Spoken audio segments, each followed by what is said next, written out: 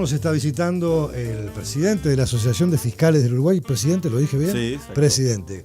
El doctor William Rosas, joven abogado, gracias.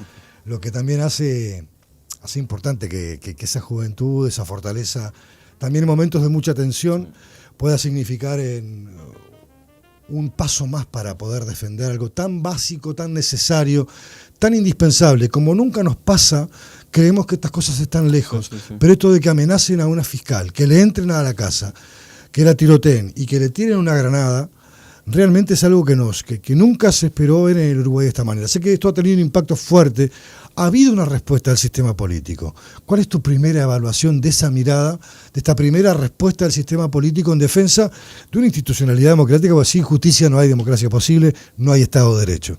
Sí, primero hay que ponerlo en contexto esto y dar un raconto de situación de que el hecho de que sea gravísimo, atroz, aberrante, que nada más ni nada menos que a la titular de la Fiscalía General de la Nación en su domicilio le vulneren su intimidad y su seguridad personal y de su familia con un ataque tan atroz como este, es algo que sacude. Ahora, no por ser algo que sacuda, era algo que no se esperaba.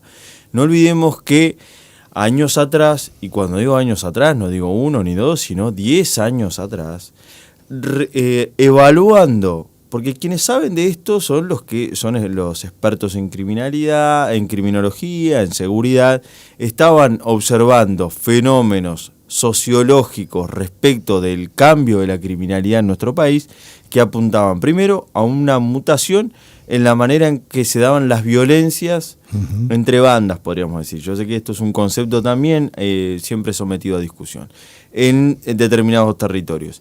Eso derivaba en un tipo de homicidios que se daba con determinadas crudezas.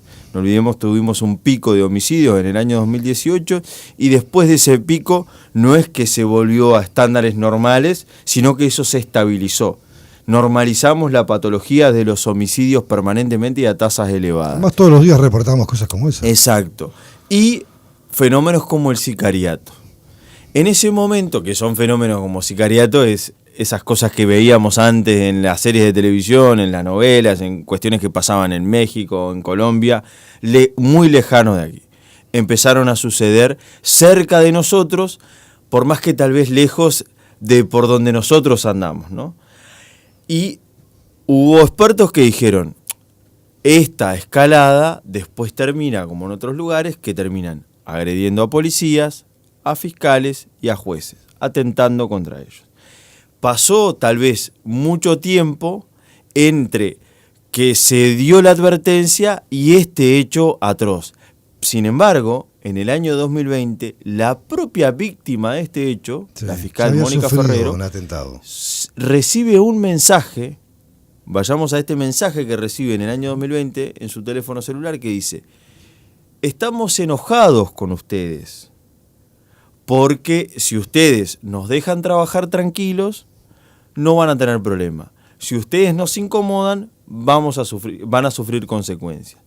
Nosotros sabemos, eso lo sabe todo el mundo que conoce la dinámica de la Fiscalía y el trabajo de la doctora Ferrero, que la doctora Ferrero siguió trabajando normalmente en su Fiscalía, a lo que digo trabajando normalmente, haciendo lo que siempre hacía en las causas de narcotráfico y de crimen organizado más grandes, o sea, grandes operaciones, grandes cargamentos. Hace no mucho tiempo hubo una situación en donde se da una incautación, un desbaratamiento de un cargamento de droga importante, en donde, claro, la cara de referencia siempre es la doctora Ferrero. Y ahora aparece esto. No digo que esta sea, porque yo no conozco la investigación, la realidad de la investigación. Bueno, a lo que estoy haciendo es una linealidad cronológica en cuanto a decir que acá hubo una falla en reforzar la seguridad de las personas que están en materias sensibles dentro de la Fiscalía. Esta es nada más ni nada menos la doctora Ferrero, que la titular de la institución y además quien era fiscal de la Fiscalía de Estupefacientes más importante, podríamos decir, porque era la encargada de las operaciones más grandes. a lo que voy con que no se reforzó, la falla es que no se reforzó su seguridad. El Estado le tiene que garantizar a los funcionarios que se encargan de este tipo de criminalidad, investigando la seguridad. Porque los fiscales no tienen que ser personas con un arrojo de valentía, una especie de superhéroes que se valgan de eso para ser eficientes. No, los fiscales ¿qué son? Abogados que trabajan como fiscales, dirigen un equipo de investigación, dirigen investigaciones criminales, litigan, van ante un juez y le dicen, esta persona hizo tal cosa, yo tengo las pruebas, condénelo a tanto. Eso es lo que tiene que hacer un fiscal. Si eso que hace un fiscal, que hace un equipo fiscal, que hace la fiscalía, genera enemistades, algo natural, es el Estado el que tiene que proteger a esas personas. Y sobre todo tiene que proteger a esas personas cuando el Estado tiene éxito. Porque si el Estado logra desbaratar una banda criminal y eso genera enojo de alguien, de los criminales, lo primero que tiene que decir el Estado es, esto se van a tomar represalia contra estos funcionarios que son la cara de este éxito del Estado. Yo como Estado tengo que garantizar mayor seguridad a esos funcionarios para que no les pase nada. Eso no pasó. Entonces, ahora, el segundo ítem que usted ponía de relieve, que parece que me resulta muy importante, es que todo el sistema político unívocamente se encolumnó respecto a decir, esto es algo atroz, es intolerable, es inadmisible, lo repudiamos, lo rechazamos, nos solidarizamos, estamos haciendo causa común respecto a esta situación. Desde el dicho en defensa de la institucionalidad está muy bien. Ahora eso tiene que trasuntarse en acciones efectivas, en hechos, ¿para qué? Para que dentro de 10 días, dentro de un año, esto no vuelva a pasar. Ahora, uno conoce la forma en la que trabaja la inteligencia policial, trabaja la policía, conoce los territorios, conoce quiénes son las cabezas visibles de cada una de las organizaciones que están trabajando allí. Encontrar las pruebas no debe ser fácil. La gente el delincuente utiliza con mucha habilidad el poder económico, las tecnologías, cubre rastros, pero también hace labores de inteligencia para poder llegar a la casa de Ferrero, saber cuándo la encuentra, a qué hora está y cómo vulnerar la poca seguridad o mucha que podía haber tenido la noche en la que se produce este episodio. Entonces, ¿qué quiere decir ahí? ¿Dónde está fallando? Porque también la justicia sabe y conoce cómo operan estas cosas. ¿Dónde está el fallo? Porque los ciudadanos no nos sentimos a veces claros a la hora de poder entender dónde están las dificultades para poder dar una solución integral a este problema. La dimensión de la seguridad, y a lo que voy con esto es, a mí no me gustaría tanto que mi labor como representante gremial sea procurar en dónde estuvo la falla. No, claro. Pero tiene sentido respecto de lo que voy a decir. Está bien, si hubo una falla, debe descubrirse, debe analizarse, debe exponerse. Pongámosle si hay periodistas que logran identificar en dónde está la falla. Está bien. Mi preocupación central es que detectadas esas fallas, o sea, sabemos que algo falló, porque si no, esto no podría haber ocurrido de esta forma que no fue tan planificada, podríamos decir, ¿no? O sea, para que se vulnere la seguridad de la máxima jerarquía del organismo encargado de la persecución penal, deberían requerirse más expertise, podríamos decir. Claro. ¿No? Entonces, si no se requirió tanto expertise, es porque habían vulnerabilidades. Entonces, esa existencia de vulnerabilidades hace entender que hay una necesidad de redimensionar todo el esquema de seguridad en cuanto a esta institución. Y nosotros sabemos, porque lo hemos manifestado una y otra vez ante las autoridades correspondientes, que la seguridad en Fiscalía es deficitaria. Es deficitaria en cuanto a la seguridad personal y es deficitaria en cuanto a la seguridad de las sedes, de los edificios de la Fiscalía, en Montevideo y sobre todo en el interior del país. Sí, lo he escuchado. Hay fallas muy notorias. El propio presidente decía, si las cosas salen mal es porque hay fallas y las tenemos que asumir. Un poco también mi pregunta trataba de ver cómo es que ahora, cuando aparece un episodio como esto, ponemos las barbas en remojo, porque sé que ha habido alertas a lo largo del tiempo. Además, no es este el único episodio. Ha habido robo de computadoras, ha habido sustracción de información, ha habido violación de las sedes de la Fiscalía, Sí. ha habido amenazas de todo tipo y color en forma constante, o sea que no era algo Claro. que no se pudiera prever.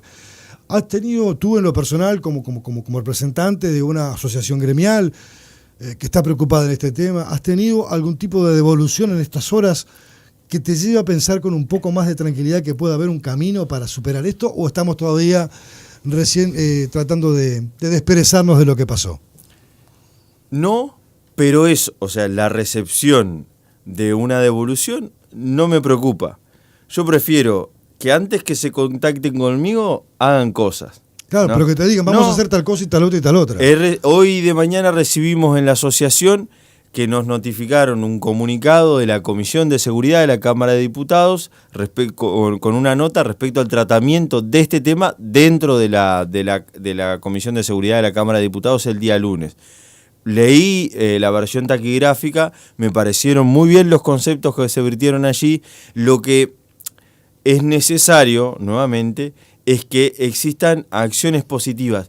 Y cuando yo veo que los mensajes que andan por ahí es, bueno, se va a crear una fiscalía de estupefacientes, se evalúa, se va a priorizar la ley integral de lavado de activos, no me pronuncio sobre ese tema, sobre esos temas Sobre de lo fondo. que no hay miradas muy distintas ya todavía. Claro. Entonces, a lo que voy es, en ninguno de esos ítems está contenido soluciones efectivas, acciones afirmativas para el problema que tenemos ahora. La falta de seguridad. Necesitamos ser más eficaces con el crimen organizado, el narcotráfico, esa es la prioridad del Estado. Me parece bien que se evalúe crear institucionalidades a ese respecto. ¿Tenemos un problema con el lavado de activos? Me parece bien que el Estado evalúe mejorar El instrumento legal las que herramientas, los instrumentos y las herramientas para perseguir el lavado de activos. Ahora acá estamos hablando de seguridad, de fiscalía y de seguridad de fiscales. Sobre ese tema, ese es el tema central ahora y las respuestas deben ser sobre eso, porque lo otro son problemas que ya teníamos el viernes. Entonces, la necesidad ahora es respuesta del problema que explotó de una forma atroz el domingo a las 5 de la mañana. Ese es el estado de situación en el cual tenemos sobre hoy. el cual todavía no has encontrado herramientas específicas diseñadas. Realmente, no he tenido conocimiento de que de forma efectiva, salvo, algo que me parece evidente, mejorar la seguridad de la fiscal Ferrero, general, claro. obviamente. Me parece que eso era Eso está de en el orden libro. inmediato, Sí, claro. pero esto expone una situación, sobre todo por el mensaje. Acá hay un mensaje que se quiso dar con este atentado, que es un mensaje que solo no lo ve el que se tapa los ojos y el que se tapa los oídos. Es un mensaje claro. Es un mensaje que apunta a toda una institución. ¿De quién es el mensaje? ¿Quién lo envió? La investigación seguramente lo determinará. Pero que es un mensaje claro, es un mensaje claro. Y vamos por todo.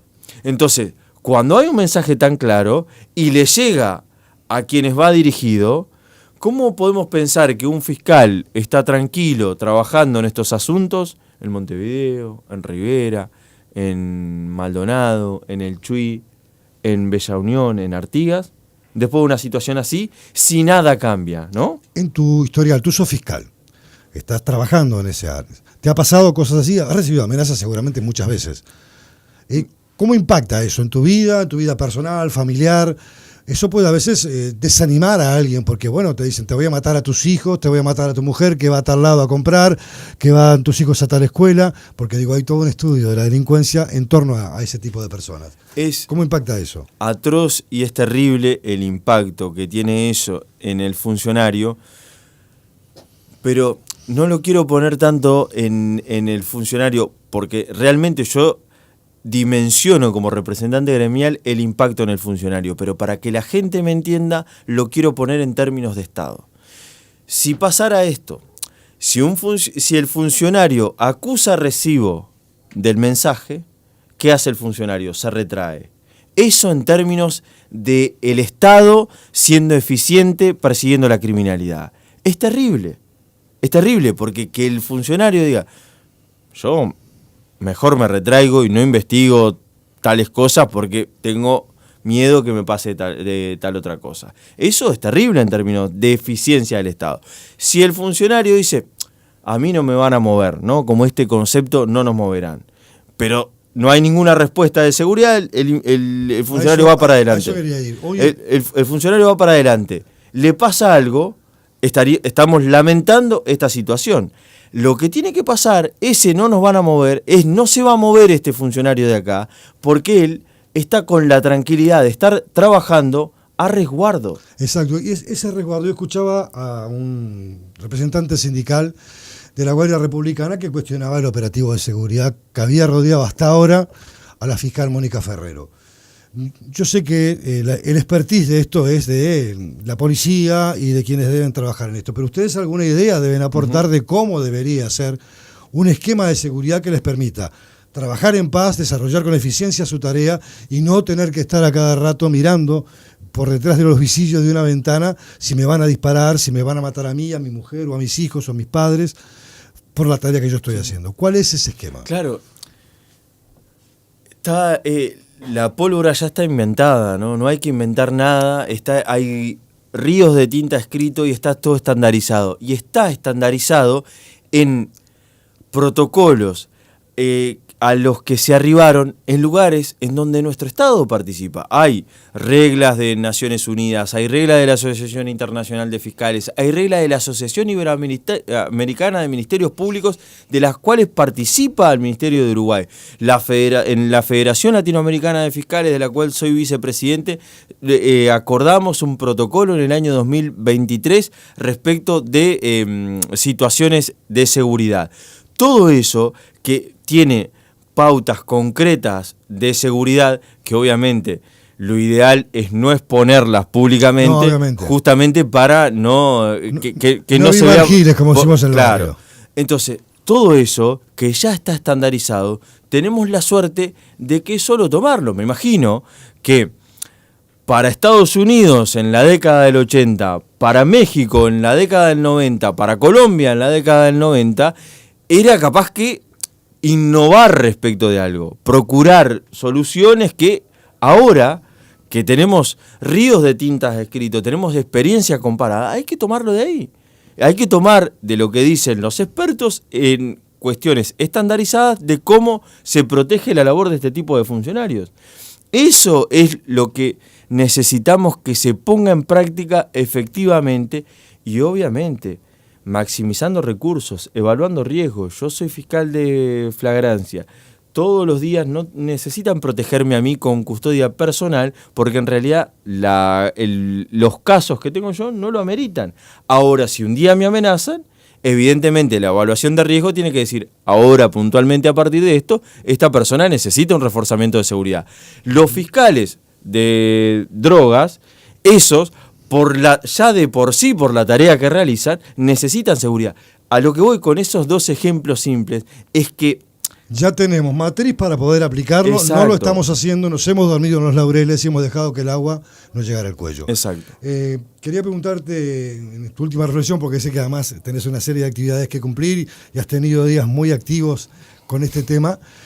Quería preguntarte porque el tema de la seguridad no solamente abarca la custodia personal, abarca también lo que pasa dentro de una sede, a los funcionarios y al propio público, a los ciudadanos que vamos allí, donde yo he visto y he escuchado por estas horas que también están bastante indefensos en todas las áreas, pero sobre todo en el interior del país. ¿Cuán lejos estamos ahora de poder resolver esto?